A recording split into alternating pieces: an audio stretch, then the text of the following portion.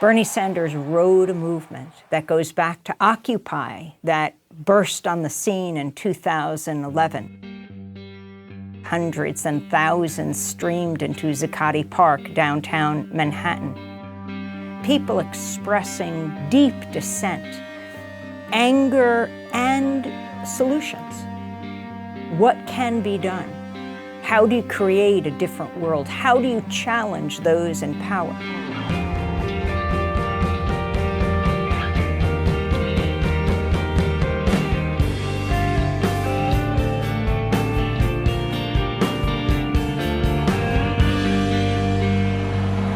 We will make banks pay, and we will reclaim our democracy, because this government was founded to be of the people, by the people, and for the people. Yeah! It belongs to us because we are the 99%. Occupy was actually my first real brush with activism. I found out that there was an Occupy LA, and I went down just to donate some supplies and be like, good job, guys, like, keep up the good work, and then go back to my life. And I was very quickly voluntold, you know, what I could do to help, and I stayed, and I ended up being there for 2 months and, you know, being arrested in the eviction. I'm Elise Whitaker. I'm in the field organizing staff with Democracy Spring. We are a mass, nonviolent civil disobedience movement aimed at getting money out of politics and ending voter suppression. At that time, I remember a lot of folks telling me that you know, protesting doesn't change anything and that Occupy was going to be meaningless. But ultimately, 4 years later, we can look at our current political climate, and the idea of the 99% is a household concept. People talk about income inequality. People talk about campaign finance reform. They talk about Wall Street corruption. All right, so you're coming. All right, we'll be in. That's exciting. Coming away from that movement, you know, we really realized there's not one solution, but there is one major impediment to us gaining traction on any of these issues, and that is that we don't have a democracy that works for us. So we started building this movement and kind of dreaming up something like Democracy Spring. It's gonna be killer. I don't know, I'm excited. I think we're gonna change the world. I don't think our Congress is filled with criminals. I think our Congress is filled with people who go there for the right reasons, but then find themselves in a system that forces them to spend an extraordinary amount of time raising money from the tiniest fraction of the 1%.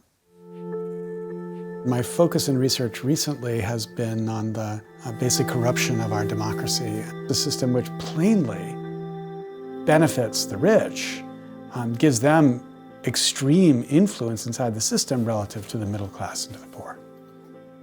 The empirical data on the actual decisions of our government show us that what our government is doing is not responding to the average voter.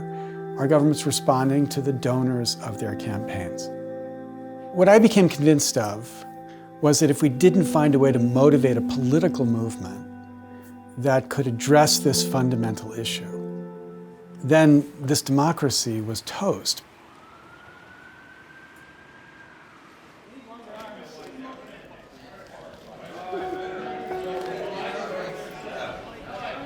All right. That's surprisingly heavy. As you're meeting other folks that are here to take action with us, make sure that they know those training times and locations. All right, cool? Started Saturday, April 2nd in Philadelphia. I marched from the Liberty Bell to DC, and this is day 7. We've come over 100 miles now. My name's Kai Newkirk. I'm the campaign director of Democracy Spring. I'm grateful to be here with you. We're a nonviolent army of freedom fighters, you know, and patriots that's moving towards DC, and our strength and our capacity is just growing every day. Our demand is very clear. It's very simple. It's to take immediate action to end the corruption of big money in politics and ensure free and fair elections that give us all an equal voice. There's 4 bills that are on the table right now that would start to really build small donor, citizen public financing of elections, overturn Citizens United and other decisions that have taken away our capacity to be able to say no to super PACs and no to billionaires putting tens and tens of millions of dollars into elections.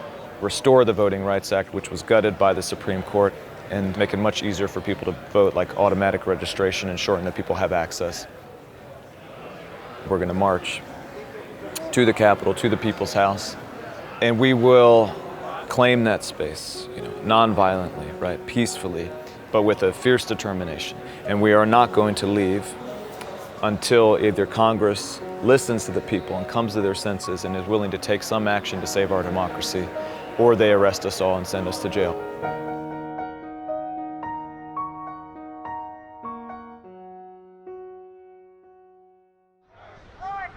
One vote. Money out. Money out.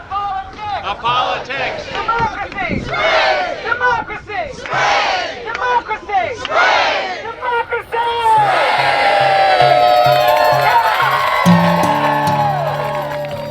There are people that say that we are asking for far too much, too fast. And we say to those people, we are only demanding everything that was promised to us.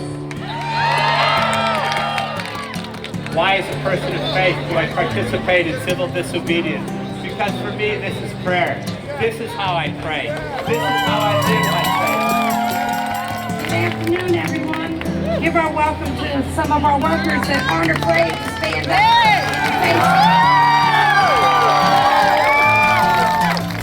Please give it up for Mr. Jack Newkirk.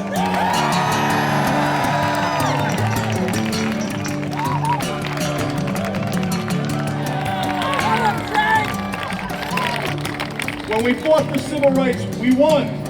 When we fought for women's rights, we won. When we fought for gay rights, we won. And when we fight to get our democracy back, we're gonna win.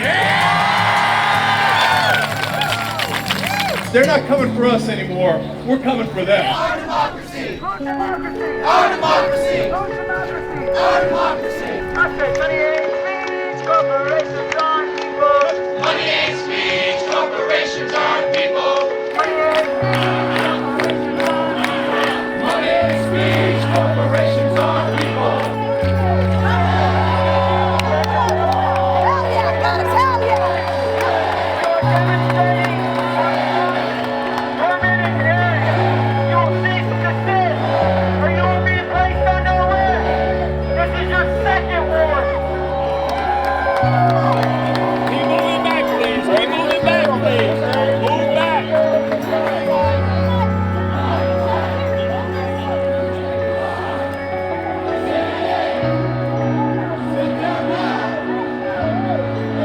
If you are not prepared to be arrested today, leave this area now. If you are prepared, stay. Take your power back. There will be a growing political price to pay for anyone who defends the status quo of corruption in their offices, in the Capitol, in the streets, at the polling place. If we can spark and tap into that kind of sleeping giant of people who reject, the status quo, right, that we can change the entire political weather, and we can open up the possibility for reform that people don't think is possible right now. Change is inevitable. All great empires who have been resistant to change, that has been their downfall. And I think it's going into a place of more open-mindedness and more of love rather than separation. We are here as part of our 50th anniversary celebration, going back to our roots. If things are going to change, we've got to step up to the plate and take some risks. If not us, who? If not now, when? All it takes is for good people to be silent. Well, none of us want to be silent. I'm so energized that y'all are here. Are you feeling energized? Yeah! So this movement, where does it come for you personally? It's all love. It's all love and hope. It's that we are facing a real crisis in our nation when every voice can't be heard and every vote can't be counted. But I believe that we can do better, and to me, it's an act of patriotism.